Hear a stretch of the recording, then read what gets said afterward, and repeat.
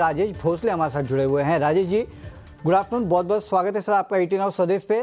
Sir, वो जो tension था ईरान इसराइल का, नो डाउट अभी भी है, लेकिन जिस तरह से कच्चा तेल अब संभल गया है, बाकी चीज़ें भी संभल गई है, मार्केट संभलते हुए नजर नहीं आ रहे हैं, तो यहाँ पे क्या दिक्कत है सर, और कब तक फिर आगे बढ़ेंगे हम?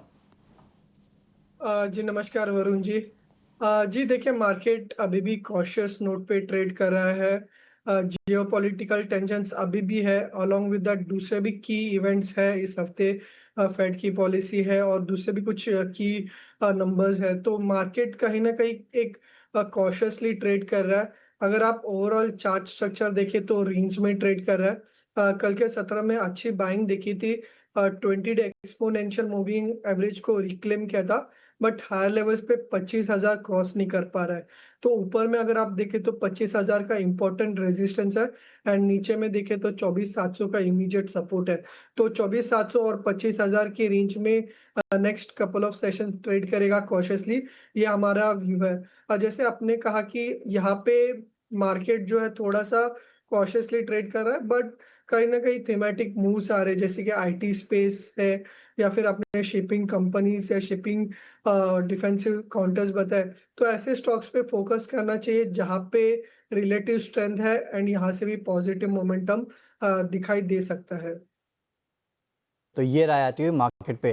सर, ये 25,000 के ऊपर कब जाएगा, और 25,000 के ऊपर जाने के बाद निफ्टी के कौन से लेवल्स इंपॉर्टेंट होंगे, और साथ ही साथ सर बैंक निफ्टी पे आपकी क्या राय है? देखिए, ऐसा लग रहा है कि एक दो सेशंस जो है टिल ये जो वीकली एक्सपायरी है 25,000 तक का रेजिस्टेंस रहेगा, क्योंकि वहां पे अच्छा खासा कॉल राइटिंग दिखाई दे रहा है। और जैसे ही 25,000 ब्रेक करता है, फिर जो रिसेंट स्विंग हाइस थे 25,200 के, वो रिटेस्ट होते हुए हमें देखने को मिल सकता है, एंड फिर ब्रॉडर अप ट्रेंड भी देखने को मिल सकता है। फिलहाल 25,000 की कॉल राइटिंग ज्यादा है, तो फिलहाल के लिए एक दो सेशंस वहां पे लग रहा है कि रेजिस्टेंस जैसा एक्ट कर सकता है। अब बैंक निफ्टी के बारे में बात करें तो बैंक अभी आईटी परफॉर्म कर रहा है, तो कहीं ना कहीं बैंक निफ्टी एक बैक सीट ले रहा है। जहां पे निफ्टी आईटी 20 डे एक्सपोनेंशियल के ऊपर ट्रेड कर रहा है, बैंक निफ्टी 20 डे एक्सपोनेंशियल के नीचे ट्रेड कर रहा है।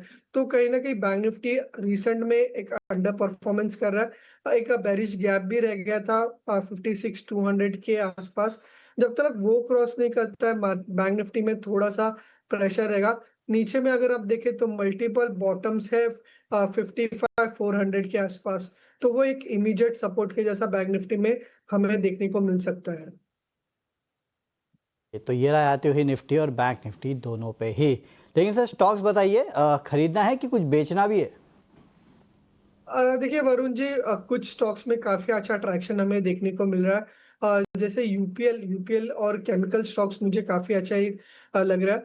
यूपीएल का अगर आप चार्ट देखें तो अप्रैल मंथ से ही 89 ईएमए पे एक काफी अच्छा बेस बन रहा है, एंड आज हम देख रहे हैं कि जो रीसेंट रेंज था जहाँ पे 640 645 रेजिस्टेंस जैसा एक्ट कर रहा था, तो उसे ब्रेक कर रहा है। तो कहीं ना कहीं एक डेली चार्ट पे एक डबल बॉटम फॉर्मेशन दिखाई दे रहा है। तो यूपीएल बाय करने की सलाह होगी, 650 के आसपास ट्रेड कर रहा है। एक छोटा सा स्टॉप लॉस रहेगा 641 का, एंड जो टारगेट मैं एक्सपेक्ट कर रहा हूँ वो होंगे 670 के। दूसरा जो काउंटर मुझे अच्छा लग रहा है वो है H D F C life. Varun ji, अगर H D F C life का अगर आप हायर टाइम फ्रेम चार्ट देखें तो 2021 के बाद काफी समय के बाद 750 760 का रेंज ब्रेकआउट दिया था।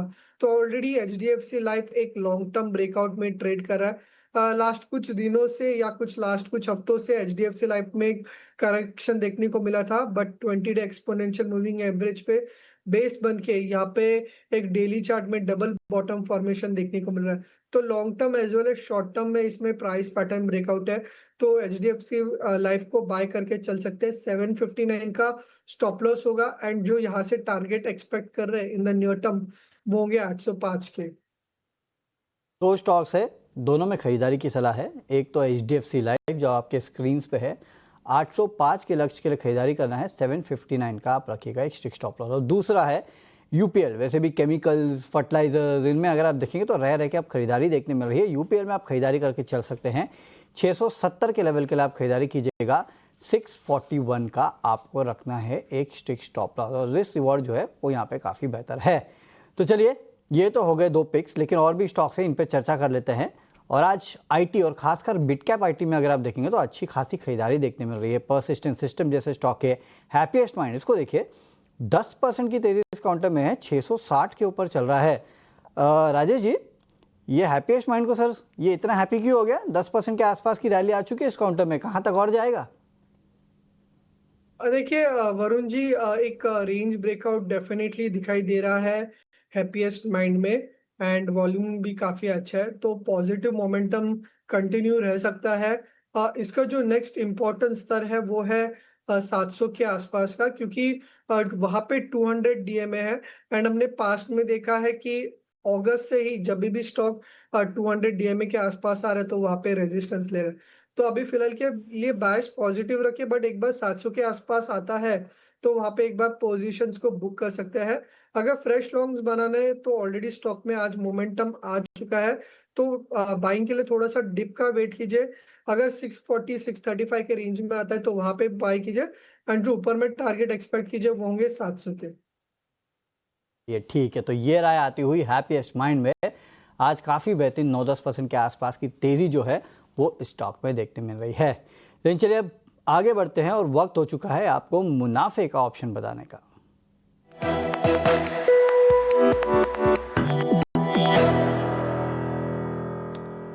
चलिए, मुनाफे का ऑप्शन बताने के लिए हमारे साथ यस सिक्योरिटीज के लक्ष्मीकांत शुक्ला जी जुड़ चुके हैं। लक्ष्मीकांत जी, गुड आफ्टरनून, बहुत बहुत स्वागत है सर आपका 18 आवर स्वदेश पे। सर बताइए, ऑप्शन के जरिए कहाँ है कमाई के मौके? जी गुड आफ्टरनून। सो आज के ऑप्शन में हम सन फार्मा का पुट ऑप्शन रिकमेंड करना चाहेंगे, जो कि हमें लेना है अराउंड 14 रुपीज के आसपास। अभी हम अगर हम निफ्टी फार्मा के इंडेक्स को देख रहे हैं तो वहाँ पर हमें 200 डीएमए का रेजिस्टेंस दिखाई दे रहा है, और वहाँ पे वहीं से ही एक बेरिश कैंडल का फॉर्मेशन है, और हमें further downward move Nifty pharma space में लग रहा है। तो जो सन फार्मा भी सेम स्ट्रक्चर है, यहाँ पे एक राइजिंग ट्रेंड लाइन का ब्रेकडाउन दिखाई दे रहा है डेली के चार्ट्स पर। तो हमें लगता है कि सन फार्मा आने वाले समय में और फर्दर वीकनेस दिखा सकता है। तो जो ओवरऑल ट्रेंड है वो डाउनवर्ड की ओर आता हुआ दिख रहा है। तो मुझे लगता है कि हमें सन फार्मा में जो 1640 का पुट ऑप्शन है वो बाय करके चलना चाहिए। और इसमें जो हमारे जो एक्सपेक्टेड टारगेट आ रहे हैं वो आ रहे हैं अराउंड 20 रुपीज के, और जो स्टॉप लॉस हमें मेंटेन करना है वो रखना है 3 रुपीज का। तो जो अपसाइड का टारगेट है करंट लेवल पे वो आता हुआ दिखाई दे रहा है 34 रुपीज का। सो ओवरऑल 1:2 का रिवॉर्ड रेशियो है। जो मैक्सिमम रिस्क बन रहा है वो 3500 रुपीज का बन रहा है, और जो मैक्सिमम रिवॉर्ड बन रहा है वो 7000 रुपीज का बन रहा है। तो सन फार्मा में 1640 का पुट ऑप्शन लेकर चलें। ठीक है, तो 1640 का पुट ऑप्शन जो है वो सन फार्मा का लेना है। लक्ष्मीकांत जी, बहुत बहुत शुक्रिया आज हमारे साथ जुड़ने के लिए और ये बेहतरीन ऑप्शन स्ट्रैटेजी हम तक पहुंचाने के लिए। तो out the money put option जो है वो आपको खरीद के चलना है। यहाँ से और गिरावट जो है वो शायद सन फार्मा में देखने मिल सकती है, तो ये पुट ऑप्शन आपका काम कर देगा। यहाँ पे आप खरीदारी करके चलेगा 1640 का, 33 रुपीज़ का टारगेट और 3 रुपये का स्टॉप लॉस। लेकिन हाँ, हमारा डिस्क्लोजर सुन लीजिएगा, एक तो क्योंकि एफएनओ का ट्रेड है तो स्टॉप लॉस जरूर रखना है, और दूसरा सेबी की स्टडी कहती है एफएनओ ट्रेडिंग में 10 में से 9 लोग नुकसान करते हैं और सतम 50,000 रुपये का नुकसान भी होता है। तो आप सोच समझ के कीजिएगा ट्रेडिंग। चलिए, इसी